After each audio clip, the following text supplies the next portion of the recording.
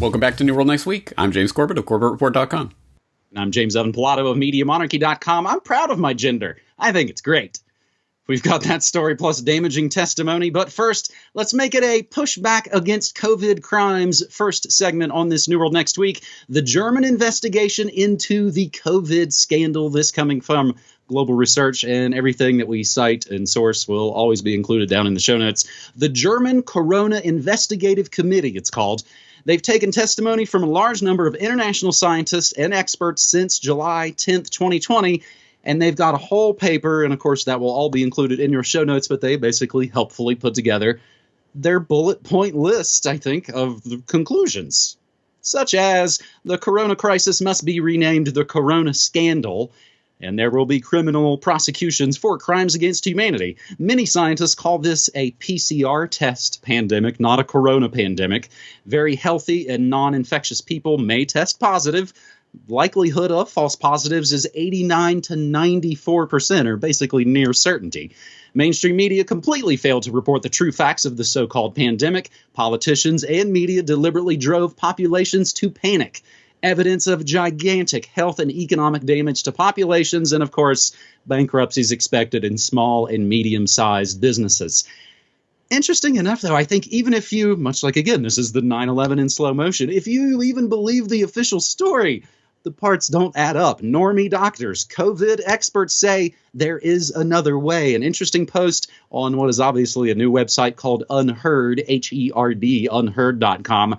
3 eminent epidemiologists met in Massachusetts to plan a better response to the pandemic, which, again, the cure has been far, far worse than the alleged disease. Here's another 10 experts questioning the coronavirus pandemic from the good folks at AllGuardian.org. Last month, Dr. Martin Feely forced to resign from his health board position after publicly stating that the virus wasn't dangerous and lockdown policies were doing more harm than good. A few days ago, Dr. Marcus de Bruyn, an Irish GP who resigned from his government post in protest over their COVID policies, deleted his whole Twitter, but of course it's all been archived, and declared he was stepping back from public debate concerning the pandemic. These individuals paint a grander picture. Slowly but surely, the medical experts countering the pandemic narrative are being censored, removed, and completely pushed out of the conversation, if that sounds familiar in other sectors of this world. When the last dissenting voice is finally shut down, that's exactly when, of course, the establishment will claim the science is settled. And what's going on over in France? Parents in France vow to fight planned homeschooling ban. Get this. Parents who educate their children at home have vowed to fight President Macron's plan to ban homeschooling starting September 2021 unless they have a medical reason. In a speech on anti-separatism, Macron said that education authority inspectors regularly discover children who are outside the system, and every week prefects close illegal schools, which he said were administered by religious extremists, which of course is code speak for terrorist. You're a terrorist if you homeschool, so says Macron. So James, these are, I think, again, the pushbacks that we've started to see. It's getting, I don't know, man. I worry about it. I think you are right to be worried about it. And it is always hopeful to see that there is resistance coming from a number of different avenues, because I don't think any one avenue is going to be the silver bullet solution, but hopefully all of the different pushbacks will have their own effects. And on the note of the crimes against humanity and potential tort case / class action lawsuit ? I would love to be as excited about this as I know a lot of people out there are. Yes, you can stop emailing me the link to this video. Thank you. I've received it many times this week. I just don't know what there is to be excited about this yet. As I say, I'm glad this is happening. I'm glad the German Corona Investigative Committee is holding its hearings and getting evidence and pursuing some sort of legal avenue for this. But as far as I know, I don't see any sort of, they haven't filed anything yet. And in this presentation, there's not even any clear indication of where this is going to be filed, in what court, and under what jurisdiction, and charging who specifically with what specifically, and do we get to read this, or it's just a lawyer talking to a camera for 40 minutes? Good. And he lays out some very important points that will hopefully resonate with some people out there who are unaware of the details of this scam. So that is good, and it is a good way of getting the word out to people who might not otherwise be aware of it yet. But at least legally, there's absolutely nothing to even talk about yet, let alone get excited about. And I don't know. I mean, call me Mr. Cynical, but I don't know. I can't imagine myself 100 years from now reading a history textbook about the crazy year 2020. And then there was a class action lawsuit filed, and the agenda was derailed, the Great Reset stopped, and the globalists went away. I mean, I don't know. I just don't see this coming from the courts. But as I say, I'm glad that people are pursuing every opportunity and every avenue for getting information out there to the public, even if it is something like a lawsuit. Even if it doesn't go anywhere, it still could be an opportunity to educate the public. So I'm all for power to the elbow of everyone out there who's doing these various forms of pushback. I'm not particularly excited about this yet. I was tweeted the story a lot, James. I think basically the guy's coming from the angle of saying he's a lawyer who's prosecuted big corporate criminals like Deutsche Bank and Volkswagen, and he's basically coming at it, I think, from that angle. But again, last time I checked, Deutsche Bank's still kicking it, and Volkswagen's still doing pretty well. Again, even in the French story, it basically gets into the part where it's like, contact your MPs and say stuff about it, which maybe that hopefully could do something. But again, I think it's going to take mass just non-compliance and resistance. Couple of other notes surrounding the scamdemic, James. Something I think is very important to put on the record again is this just develops in slow motion, but very rapidly at the same time. COVID-19 phase 3 vaccine trial participants report day-long migraines and fevers, and a second AstraZeneca volunteer reportedly suffers rare neurological condition, but UK company says it's not the vaccine. You are already sick. And my second maskless attempt to go to the grocery store did not go as well as the previous time when I was recognized as the guy from Media Monarchy. Sir, you need a mask. And I eluded her once, and then the second time, she got pretty mad at me. And then actually, James, it's the store I go to in my neighborhood. I had never seen this lady before. I would not be surprised if they're basically hiring more assertive folks to clamp down on the maskless, as it were.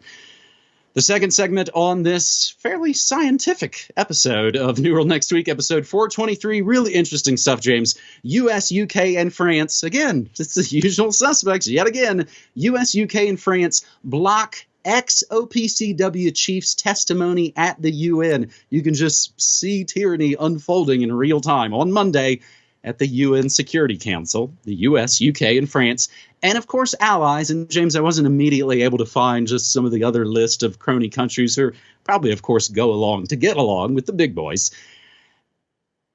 They basically blocked testimony from a former Director General of the Organization for the Prohibition of Chemical Weapons, OPCW, the big chemical weapons board.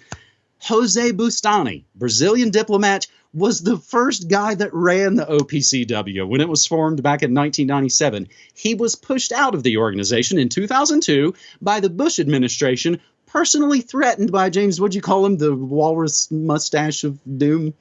John Bolton, personally threatened by John Bolton for his efforts to negotiate with, of course, former U.S. partner Saddam Hussein. The Brazilian was prepared to deliver testimony to the UN Security Council on Monday over the OPCW's investigation into an alleged chemical weapons attack in Douma, Syria in April 2018. That was the point where Swamp Thing really became a war criminal. Again, if the feckless fake left wanted to actually take him on, this might be a better angle. US, UK, France responded to the alleged Douma attack, of course, with murderous airstrikes on Syrian targets. After the strike, OPCW inspectors arrived in Douma to investigate. Since the OPCW released its final report in March 2019, a trove of leaked documents have surfaced. The leaks, along with whistleblower testimony, suggest the OPCW suppressed evidence and ignored the findings of senior inspectors to fit the narrative that the Syrian government carried out a chemical attack in Douma. Really interesting stuff from journalist Aaron Mate. He's got basically the whole live tweet thread as he was watching essentially this censorship unfold in real time, James. And also Stephen Lenman has an article on this as well. Things work pretty well, again, when you control the levers of power and you can decide who gets to speak or not, James. That's exactly right. And yes, in a way, this is good because it is sending a clear and distinct message to the world that the OPCW does not have any credibility anymore. It is a political tool that will be used to prosecute and target the targets of the U.S. State Department and their allies. That's all it is. And now they're announcing it to the world. If we don't like what you're saying, we will block you from testifying, even if you are the ex-chief of the OPCW. It doesn't matter. Whoever you are, whatever, as long as you're going against our narrative, we will suppress you. So now they're saying openly and writing it in large letters for all to see, the OPCW has zero credibility. It is not an institution that you should trust at this point. So at least they're stating it openly for everyone to see. For people who don't have any clue about this story or its significance, I will direct them back in November of 2019. We covered it here on New World Next Week. OPCW losing credibility as even more revelations surface on Douma.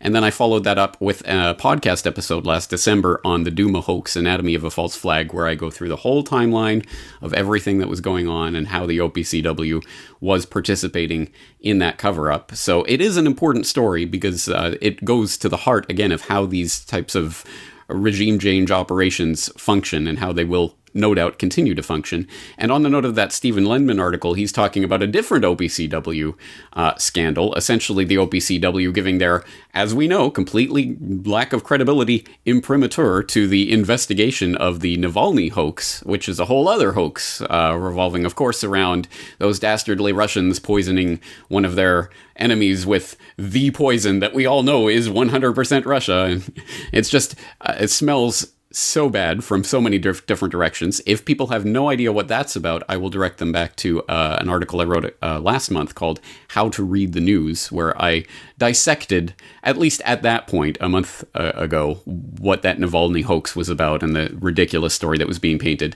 But again, long story short, OPCW, completely credible-less institution. You shouldn't trust them as far as you can throw them, and at least they're announcing it for the world to see.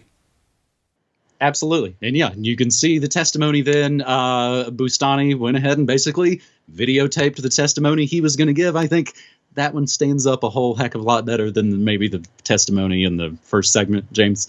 Also kind of reminds me in a way of how basically the guy who started the thing gets thrown out when he doesn't follow with the way the cult turns. It makes me think of the guys from the Weather Channel and Greenpeace. They don't follow, of course, the cult of global warming or, wait, is it getting cooler? Finally, here on this episode 423 of New World Next Week, James, it was in the breaking news this morning. They are very, very excited about it. We grabbed the story from statnews.com. 2 female CRISPR scientists make history, winning Nobel Prize in Chemistry for genome editing discovery. That's right, the award named for the guy who invented stuff to blow things up, in a decision that reflects the views of many, but far from all, experts on gene editing. The Royal Swedish Academy of Sciences on Wednesday awarded the Nobel Prize in Chemistry to American biochemist Jennifer Doudna of the University of California, Berkeley, and French microbiologist Emmanuel Charpentier of the Max Planck Institute for Infection Biology for their 2012 discovery that a bacterial immune system called CRISPR can be repurposed to edit DNA, you know, the molecule of heredity, rather. You know, they might want to mess with it with the new warp speed vaccines. The award smashed records and made scientific history as the only science Nobel ever won by 2 women. In an interview with reporters after the award was announced, Charpentier said that while she considers herself a scientist first, she is happy and a bit shocked that the 2 women won the Nobel. I think it's very important for women to see a clear path. I think the fact that Jennifer and I were awarded this prize today can provide a very strong message for young girls. Doudna said, "I'm proud of my gender. I think it's great, especially for younger women, to see this and that women's work can be recognized as much as men's." That's right. And I think, James, we've talked about this before. Gina's running the CIA. from what I can tell, women and people of color have a very firm hand on the levers of the New World Order. What a time to be alive. Yes, women, you can now help destroy humanity with a wildly dangerous technique that we've been reporting on here for the last 3 years. CRISPR gene editing can cause hundreds of unintended mutations. And maybe that's really what's coming up next. And all us crazy conspiracy theorists will essentially be looked at as criminal when what? They unleash the real virus next. James, this thing is sketchy. This whole CRISPR thing, man, it's like, to make a dumb media reference, it's Biff with the sports almanac getting into the time machine. It can wreck everything. That was a reference I wasn't expecting, but you are correct. Yeah. But yes, it's almost bizarre. It's almost comical to see the way they're trying to play this as some sort of gender identity politics win kind of thing. I mean, obviously, they don't want people to look into the technology itself, what it means, what it's doing, the startling failures to live up to the promise that was offered when this was first presented to the public, and a lot of the unintended consequences they've been discovering over the years. We can shove all of that under the rug because it was women who did it. Yay! And as you say, exactly, now there are more women represented at Bilderberg or Davos, or even Skull and Bones men are now not all men. It could be minorities, it could be women, all sorts of things, yay. Which, of course, is just the way to get people to not look at the actual issue. If people want to look at the actual issue, as you say, we have been covering this for years here on New World Next Week, genome editing and its unintended consequences. Unintended ? If you want to look into it very specifically, I had a conversation with Jonathan Latham of Independent Science News back a year ago on gene editing specifically and some of the problems that they were finding at that point. And as someone in my comment section just today said, might be time for another conversation with Jonathan, I think that might be true. So you might be hearing from him again in the near future. But at any rate, yeah, let's look beyond the simplistic, stupid gender identity politics headlines and look at the actual technology that they're trying to pimp here. Yeah, and again, once this thing is out of the lab, I mean, is this going to be weaponized ticks, weaponized mosquitoes? Oops, sorry, gosh, can't believe we did. Yeah, it seems all pretty much, I think, planned on purpose, almost like from this multi-generational, eugenics-obsessed bunch of serial killers. James, speaking of serial killers, it is, of course, the month of October, and in the Media Monarchy Kingdom, actually, I'm streaming interesting horror films and scary films for Media Monarchy members only. Would love to see folks come join us. That's on top of the usual news, music, memes, and more. I stream 8 hours a day, Monday through Friday, 9 to 5 Mountain Time at MediaMonarchy.com/listen. And we will still thank folks for using the P.O. Box. Basically, if folks out there have wanted to support James Corbett, but they don't do digital money, we are using James Evan Pilato's post office box. And you can send checks or money orders made payable to James Evan Pilato. And I basically split it with my buddy James Corbett, or however you tell me to split it up, James. And it's been pretty good. And it's, I think, a great, fantastic way to get support from people who maybe felt like they've somewhat just been, the audience at some point. And now they're literally involved in the production of these shows. And again, been doing this for a long time, James. I appreciate you, buddy. Exactly right. We couldn't do it without all of you out there, not only supporting us monetarily, but also helping to get the word out to other people. This is what it's about. Let's change some minds. Let's do it again next week. James, talk to you then. All right, buddy. Take care.